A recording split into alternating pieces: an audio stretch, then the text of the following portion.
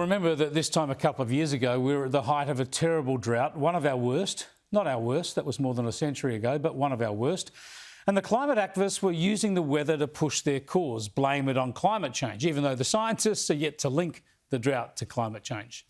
And of course, they warned then, the climate activists, of a bad fire season, which you could do any summer, but especially at the peak of a drought. And then we had that horrible fire season. Not the worst, as they claimed, but one of our worst. And they blamed all that on climate change too.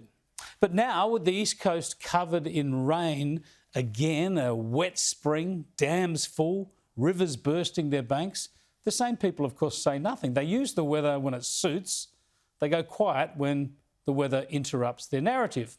Even though the climate science, of course, says that if the planet warms, it'll get wetter. That's obvious to anybody who understands the climate system. If it gets warmer, it gets wetter. More water is melted, transpired and circulated. But in Australia, they don't like to reflect that reality because droughts and fires trigger a bit more fear. Anyway, it is wet and the floods are a worry, but the dams being full is great. The climate activists are less focused on the weather now than the federal election, where they're targeting Liberals in leafy inner city seats, Liberal-held seats, like Wentworth in Sydney, currently held by Dave Sharma. He's got a challenge coming now from independent climate change candidate Allegra Spender. She's a businesswoman and the daughter of the late fashion designer Carla Zampatti. In fact, Spender's been involved in running the fashion business, the family fashion business. Now, Zampatti was a great Australian and her business and fashions have been brilliant for this country for generations. But is there any industry that's less sustainable than fashion?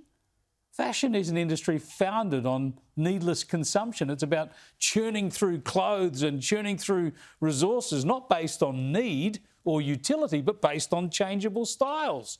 Fashion is the opposite of sustainability. In a sustainable world, fashion simply would not exist. But Allegra Spender is yet another millionaire campaigning on climate. Another millionaire who plans to make life more expensive for working families. And as I said, the person she's challenging is Liberal MP Dave Sharma. He joins me now from Canberra.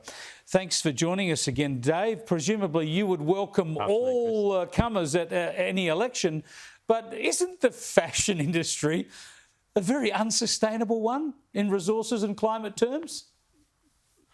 Well, look, first of all, I'd say, I'm from the party of competition, so of course I welcome other challenges and other candidates. We get a better result and a better democracy as a result. But look, I think you're right. There's a whole lot of habits we have about, or lifestyles that we engage in that from a climate perspective are not especially sustainable. And I don't know if the particular business, Carla Zampatti's fashion business, she was a great Australian, as you said, and I think made a remarkable contribution. But there's any number of things that we do on a daily basis that we're going to have to re-engineer or do differently in a lower emissions world.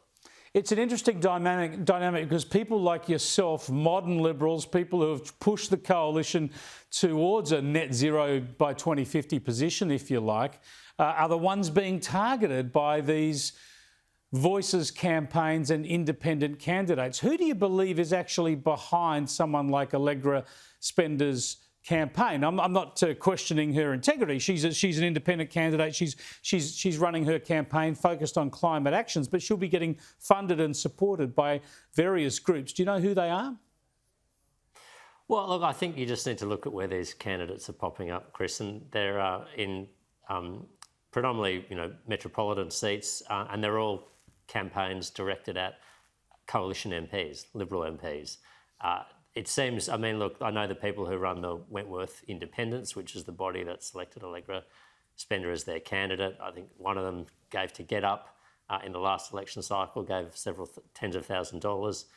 One of the other ones campaigned against Malcolm Turnbull on climate change, in fact, at the 2016 election. So, I don't know the particular, I don't know Allegra, I haven't met her before, but I think the sort of people involved in these campaigns have got a history of having opposed coalition policies and coalition sitting members going back some time now. There was, Simon Holmes à Court, who was involved this time, was involved at the last election as well, funding a large number of independent candidates, and I expect this time it's going to be no different.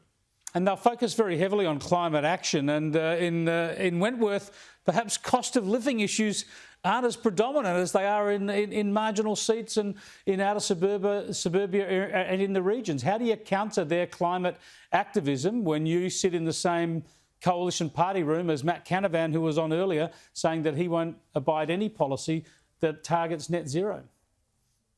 Well, look, responsible action on climate change is an important issue in my electorate, but I would emphasise that first word there, responsible. I'm conscious that we as a party are the best place to manage this transition in a way that preserves our economy and preserves our way of life and doesn't impose punitive measures or mandates or any number of other things that would impose upon people's freedoms. And I'd also say that the voters of Wentworth, I mean, yes, climate's an important issue to them, but there's very few people who are single-issue voters. The state of the economy matters. Our recovery from the pandemic matters. Australia's more contested strategic environment and our ability to defend and protect our way of life, that matters as well. And look, the truth is, it's only a major party that can deliver those things for you in government. Sound management of the economy and public security and public welfare. Well, what else matters, Dave, is I'm told you need to get down to the House of Reps for a division. So thanks so much for joining us, Dave Sharma. I appreciate it. Thanks so much, Chris.